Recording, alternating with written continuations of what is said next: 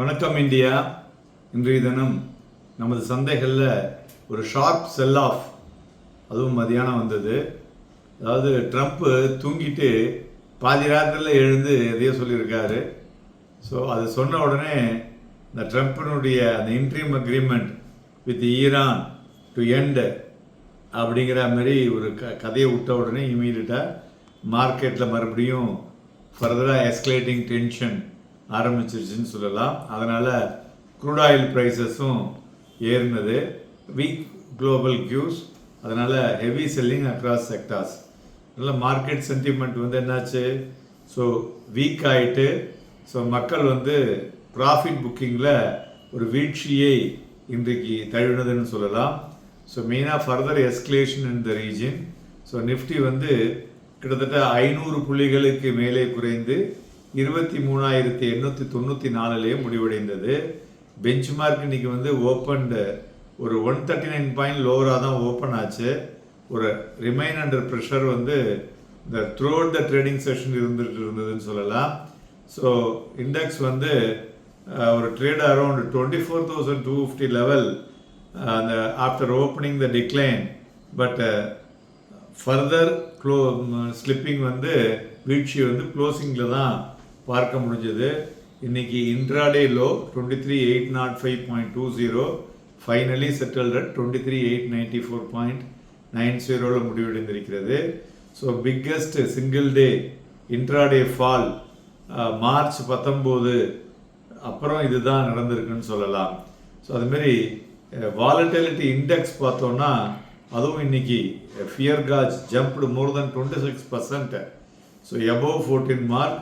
So அதனால் increased market அன்சர்டனிட்டியை அது காலையிலேருந்து தெளிவாக கொடுத்துக்கிட்டே இருந்தது. நம்ம 10:30 மணிலேருந்து அதை ஹைலைட் பண்ணி கொடுத்துக்கிட்டே இருந்தோம். ஃபார் ட்ரேடர்ஸ் அது உபயோகமாக இருந்திருக்கக்கூடும். ஸோ மேலும் மார்க்கெட்டினுடைய செல் ஆஃப்னால major decline in investors wealth. So மேலும் ப்ரைமரி ட்ரிகர் மார்க்கெட்டுக்கு பார்த்தோன்னா இந்த ஜியோ பொலிட்டிக்கல் டென்ஷன் வர்சன் ஆனதுனால, ஸோ அது மெயினாக அந்த யூஎஸ் பிரசிடென்டினுடைய இன்ட்ரீம் அக்ரிமெண்ட் வித் ஈரான் ஒரு ஒரு வித்ட்ரா பண்ணி again with military strikes. So இந்த டெவலப்மெண்ட் இன்க்ரீஸ்ட், மறுபடியும் ஒரு ப்ரொலாங்டு கான்ஃப்ளிக்ட் ஆகிருக்கு. அப்படிங்கிறதுனால இன்வெஸ்டர்ஸ் டுவர்ட்ஸ் ஒரு சேஃபர் அசட்ஸுக்கு மூவ் ஆகிறாங்க அப்படின்னு சொல்லலாம். ஆனால் சேஃபர் அசட்ஸும் பார்த்தீங்கன்னா இன்னைக்கு அதுவும் அதல பாதாளத்தில் வீழ்ச்சியை அடைந்துள்ளது. க்ரூட் ஆயில் உண்டி தான் இன்னைக்கு ஷார்ப் ப்ரைஸ். ஸோ பாசிபிள் அந்த டிஸ்டர்ப்ஷன் இருக்கக்கூடும் அப்படிங்கிறதுனால கிட்டத்தட்ட 5% ஏறி இருக்கு இன்னைக்கு. க்ரூட் ஆயில் கிட்டத்தட்ட பார்த்தோன்னா $78 per barrel. ஸோ இது இப்பொழுதுக்கு இந்த 2 மாதத்தில் இந்த இந்த ஏற்றம் இதுதான் முதல் தடவை இதுமாரி நடந்துள்ளது என்று சொல்லலாம். ஸோ மேலும் துறைகளை பார்த்தோன்னா பிஎஸ்சி பேங்க் அண்ட் எஃப்எம்சிஜி ஒரு ப்ராஃபிட் புக்கிங்கில் அதிகமாக வீழ்ச்சி அடைந்தது. எல்லா துறைகளுமே இன்னைக்கு நெகட்டிவ் டெரிட்டரியில் தான் தழுவிடுதுன்னு சொல்லலாம். Advances 419, declines 2023. ஸோ அதனால் மார்க்கெட் பிரெத்தை பொறுத்தவரை remain on the negative. So 77 பங்குகள் 52 வீக் ஹையையும், 56 பங்குகள் 52 வீக் லோ, 76 பங்குகள் அப்பர் சர்க்கியூட், 153 பங்குகள் லோவர் சர்க்கியூட்டை டச் பண்ணி உள்ளது. மேலும் mid cap and small cap அதுவுமே பார்த்தோன்னா இன்னைக்கு ஒரு வீழ்ச்சியை தழுவியுள்ளது. Mid cap 1.55%, small cap 2.24%. So அதனால் ப்ராடர் மார்க்கெட்டும் அந்த நெகட்டிவ் டெரிட்டரி அப்படின்னு சொல்லலாம். இண்டிவிஜுவல் ஸ்டாக்ஸை பொறுத்தவரை பார்த்தோன்னா ONGC, Bajaj Auto, Hindalco, Coal India இவையெல்லாம் ஒரு பாசிட்டிவ் மூவில் இருந்த பங்குகள். மறுபுறம் Jio Finance, IndiGo, Shriram Finance, Maruti, Hindustan Lever இவையெல்லாம் வீழ்ச்சி அடைந்த பங்குகள்.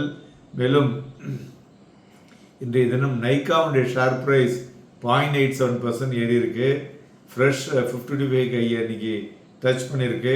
கம்பெனி ஒரு ஸ்ட்ராங் ரிசல்ட்ஸ் கொடுத்துருக்காங்க. ரொபஸ்ட் க்ரோத் இந்த பியூட்டி அண்ட் ஃபேஷன் செக்மெண்ட்டில் அதில் அவங்களுக்கு 30%க்கு மேலே சேல்ஸ் க்ரோத் ஆகிருக்கு அப்படின்னு சொல்லியிருக்காங்க. அதுமாரி ஆர்ச்சிட் ஃபார்மா ஷேரும் கிட்டத்தட்ட ஒரு 8.4%. ஸோ அவங்க வந்து ஒரு லைசன்ஸை வந்து சைன் பண்ணியிருக்காங்க, supply agreement with Russia based ஒரு கம்பெனியோட. ஸோ அதனால் இது வந்து ஒரு potential opportunity worth of $178 million.